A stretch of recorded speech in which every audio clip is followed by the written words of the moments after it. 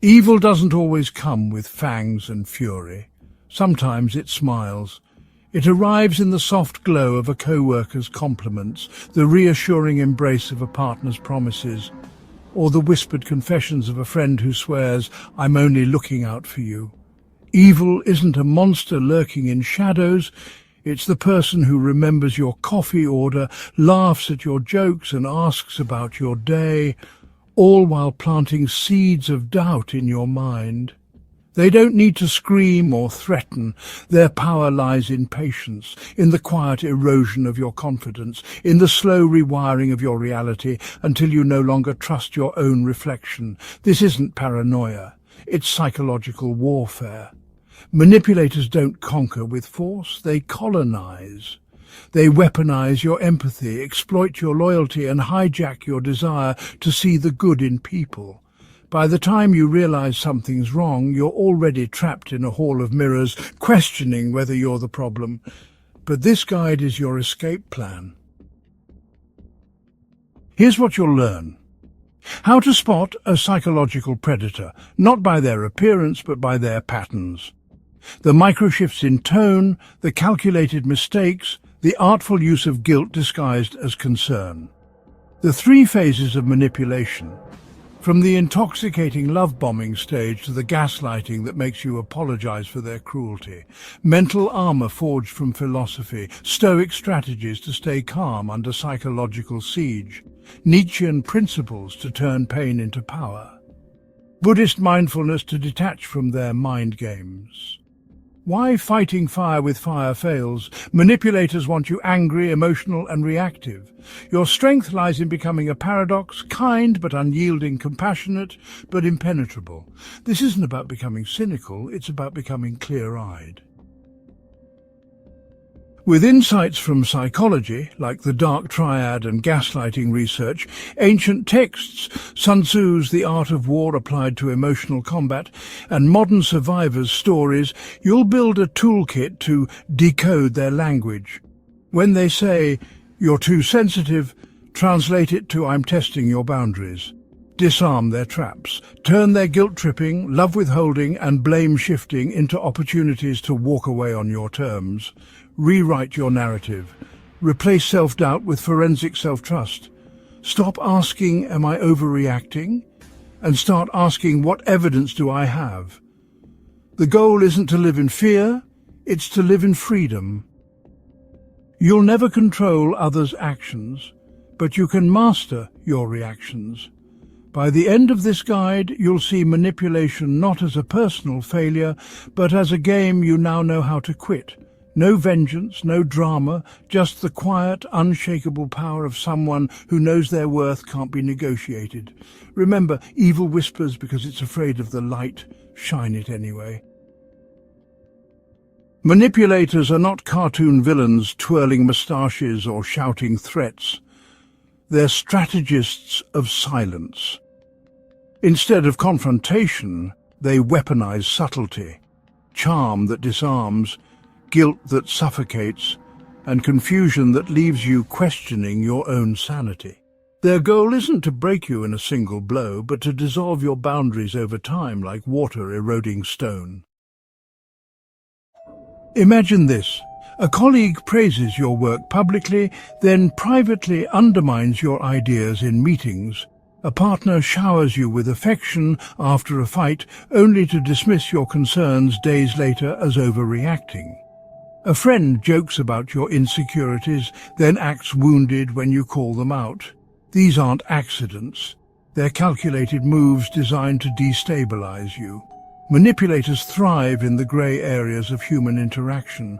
They use strategic ambiguity to keep you guessing. Charm lowers your guard. You're the only one I trust. Guilt keeps you compliant. I guess I just care too much. Confusion traps you in loops. I never said that. Are you sure you're okay? The result? A slow-motion identity theft. You might notice a hollow exhaustion after interactions, even if nothing happened. A growing voice in your head that says, "Maybe it's me." A reluctance to trust your own memories or emotions. This is psychological warfare, a campaign to hijack your inner compass.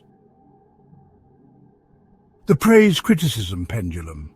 They swing between flattery and disdain to keep you addicted to their approval. One day, you're brilliant. The next, you're difficult. The whiplash creates a trauma bond.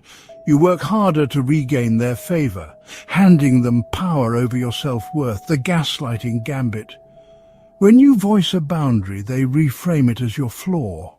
Say, "I need space," and they sigh, "You're so sensitive, I was just trying to help." Over time, you stop speaking up to avoid being labelled dramatic or ungrateful. The bait and switch. They dangle false intimacy, "You're like family to me," to extract loyalty, then vanish when you need support. This creates a subconscious equation. Your needs equal abandonment. To dismantle their game, ask, do they shift between praise and criticism unpredictably? Example, a narcissistic parent says, "You're so talented when you obey, but you'll never succeed without me when you assert independence." Why it works? Intermittent reinforcement, like a slot machine, keeps you hooked on their validation. Do they make me feel like the problem when I voice needs? Example, confront a friend about their gossip and they tear up. "I'm sorry, I'm such a terrible person, you deserve better." Suddenly, you're comforting them. Why it works? They exploit your empathy to avoid accountability. Do I constantly explain or defend myself? Example, a partner accuses you of flirting with a stranger. You show text to prove your loyalty. They shrug. "I was just worried about us." Now you're policing your behavior to ease their insecurity. Why it works? They train you to self-regulate their emotions. Recognizing these patterns isn't paranoia.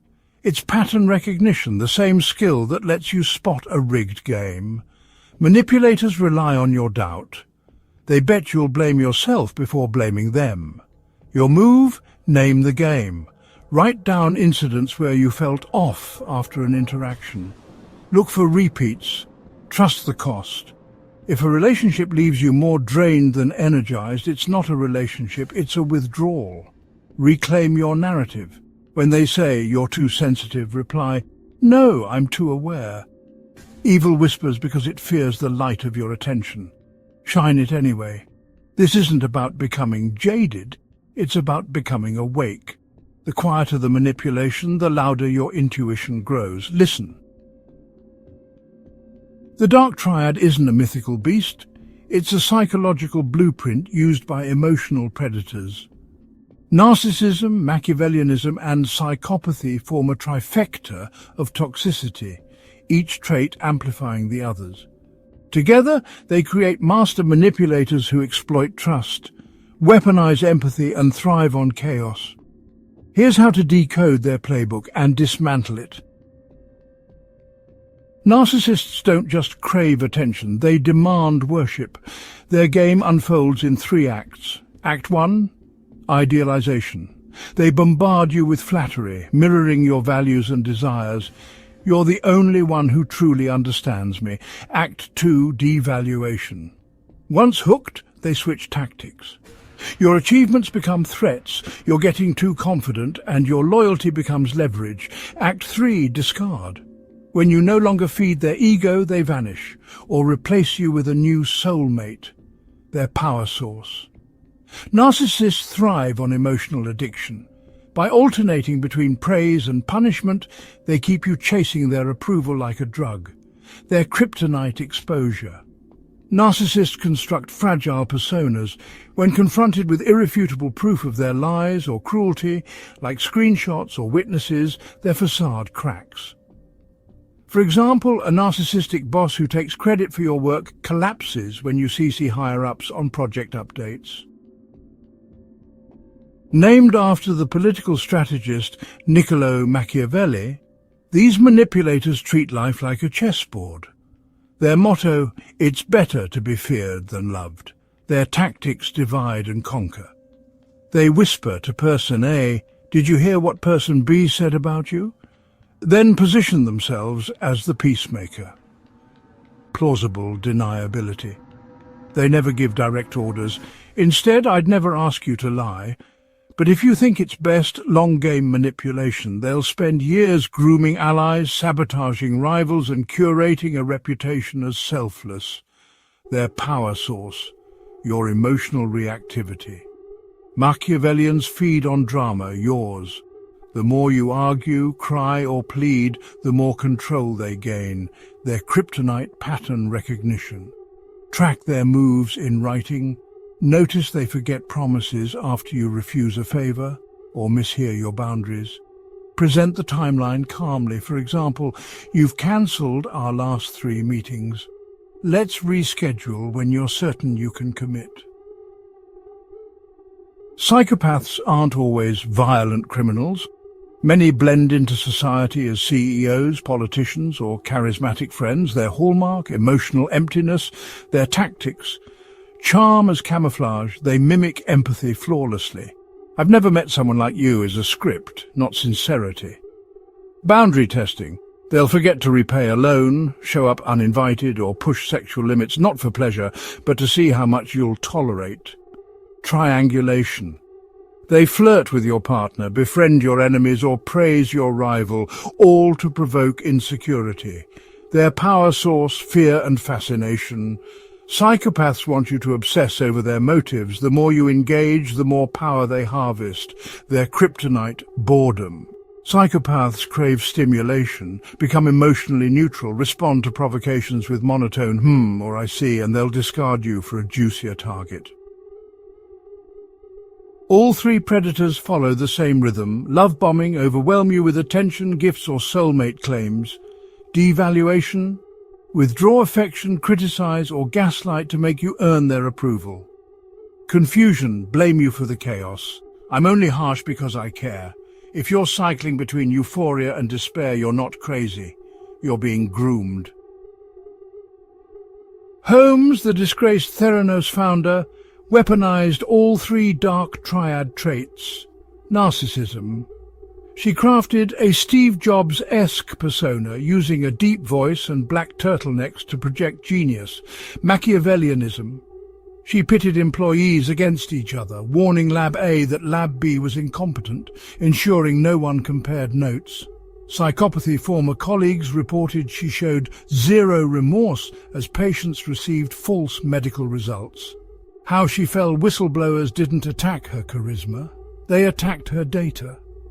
By methodically documenting her lies, like falsified lab reports and erased recordings, they turned her artistry into evidence. For narcissists, document everything. Their lies unravel when faced with timelines. Use neutral language. That doesn't align with my records, not your lying. For Machiavellians, slow down. They rush decisions to bypass your logic. I'll need a week to consider. Mirror their ambiguity. Interesting perspective, I'll keep that in mind. For psychopaths, grey rock method, become boring. Share no personal details. Never reveal fear or anger. They'll weaponize it. The dark triad preys on one universal truth. Most people want to see good in others. But by studying their playbook, you shift from prey to strategist, and their games lose power. Remember, predators don't fear kindness. They fear the educated kind.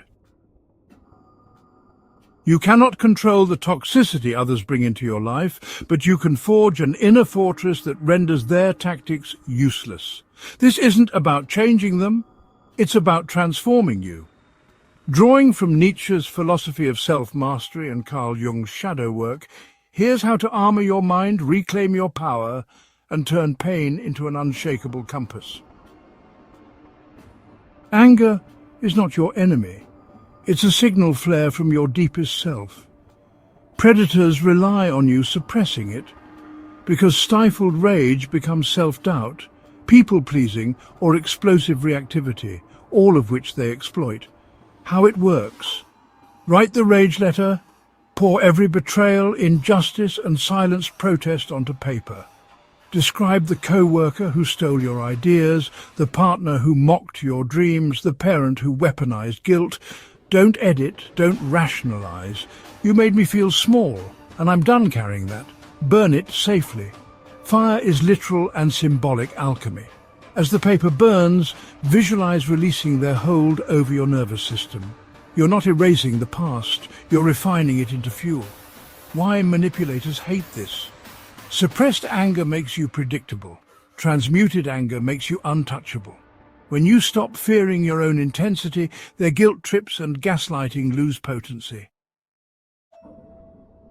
Carl Jung warned that the traits we deny don't vanish. They fester in the subconscious, becoming blind spots predators target. Are you praised for being selfless but punished for ambition? Called too emotional when you set boundaries? That's your shadow begging for integration. The exercise: stand before a mirror. State aloud the qualities you've been shamed for. I am ambitious. I am stubborn. I am ruthless when protecting my peace. Repeat until your voice stops shaking. Case study: the too nice syndrome. Sarah, a nurse, was raised to equate kindness with silence. Her narcissistic sister exploited this, guilting her into loans and childcare. When Sarah finally embraced her selfish shadow, "No, I won't cancel my trip for you," her sister lashed out, then retreated. Sarah's shadow wasn't a flaw, it was a boundary. Why manipulators hate this? They can't weaponize what you've already claimed. Your harshness becomes clarity. Your selfishness becomes self-respect. Nietzsche's concept of amor fati, or love of fate, isn't toxic positivity, it's radical acceptance. What if every trauma, betrayal and heartbreak was necessary to make you who you are today? How to practice: reframe your history. Instead of "why did this happen to me?" ask "what did this reveal about my strength?" Malala Yousafzai. After being shot by the Taliban, she didn't hide. She weaponized her story into a global education movement. Nelson Mandela. 27 years in prison didn't break him. They honed his resolve to dismantle apartheid without becoming his oppressors. Create a resilience resume. List every time you survived. Age 14, endured bullying, learned to detect fake friends. 2020. Left a toxic job, discovered my courage. Why manipulators hate this? They want you stuck in victimhood. It makes you easy to control. Amor fati turns their lessons into your credentials. Together, these steps create a psychological immune system, emotional alchemy. I feel anger, and I'll channel it wisely. Shadow integration. I am both gentle and fierce, and that's my power. Amor fati. My past is a mentor, not a jailer. Predators target those who see themselves as fragile. When you stop hiding your edges, when your pain becomes a badge of grit, not shame, you become psychologically non-negotiable. Write a letter to your future self. Remember the day you stopped apologizing for taking up space? That's the day you won. Nietzsche wrote, "He who has a why to live can bear almost any how." Your why is no longer to please, perform or pacify. It's to protect the unkillable force you've become. Write a patterns list. July, promised a promotion, then said I wasn't ready. August, accused me of flirting with a client. September, threatened to fire me after I asked for a raise. Stop explaining. Manipulators weaponize empathy. Replace. But they had a tough childhood with... and? Documents. Save texts, emails, voice memos. Use apps like Google Drive or Dropbox. They timestamp files. Money. Open a secret bank account. Stash cash if they monitor your accounts. Support. Identify 3 allies who won't gaslight you. Code word "I need a coffee" means emergency exit. Block smart. Use call blocking apps like Truecaller. Mute their socials and disable read receipts. Change rhythms. Shop at new stores, take alternate routes, delete old hangout spots from GPS. No closure. Closure is a myth they'll exploit. Send one text, "Do not contact me." Then radio silence. Spot red flags. Use the 3-question filter for new relationships. How do they react to a no? Do they respect my privacy? Do I feel lighter or heavier after we talk? Trust your instincts. If your gut says off, walk. no exceptions. Emma's narcissistic partner monitored her devices, so she bought a burner phone to contact a lawyer. She created fake calendar entries about work trips to pack essentials.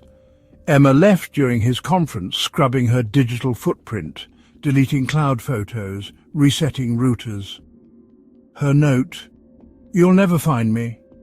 Today, she trains others in digital self-defense. Why it worked? She weaponized his traits against him. His arrogance blinded him to her meticulous planning. Victory isn't defeating the manipulator, it's rendering them irrelevant. Nietzsche wrote, "The higher we soar, the smaller we appear," because predators can't comprehend those who refuse to play their game. Silence as strength. When they smear you, stay quiet. Reacting fuels their narrative. Example: a co-worker claims you're difficult. Instead of defending, let your calm confidence speak. Boundaries as armor. Practice the 5-second rule. Pause before agreeing to requests. "I'll get back to you" becomes your mantra. Self-trust as religion. Keep a truth journal. Write daily wins. Trusted my gut when the new client overshared. Manipulators want you to either crumble or become like them. Defy both. How grieve, then grow, cry, rage, mourn the person you thought they were. Then ask, what did this teach me about my resilience? Protect your softness, volunteer, create art, and nurture honest relationships. Let kindness be a choice, not a compulsion. Thank you for watching our video. Share this guide, tag someone who needs it, comment, "I reclaim my power." Say it until your spine believes it. Repeat, "I am not cold, I am combustion. I burn brighter when I walk away." You don't need to be ruthless, just real. And in a world of predators, that's the ultimate revolution.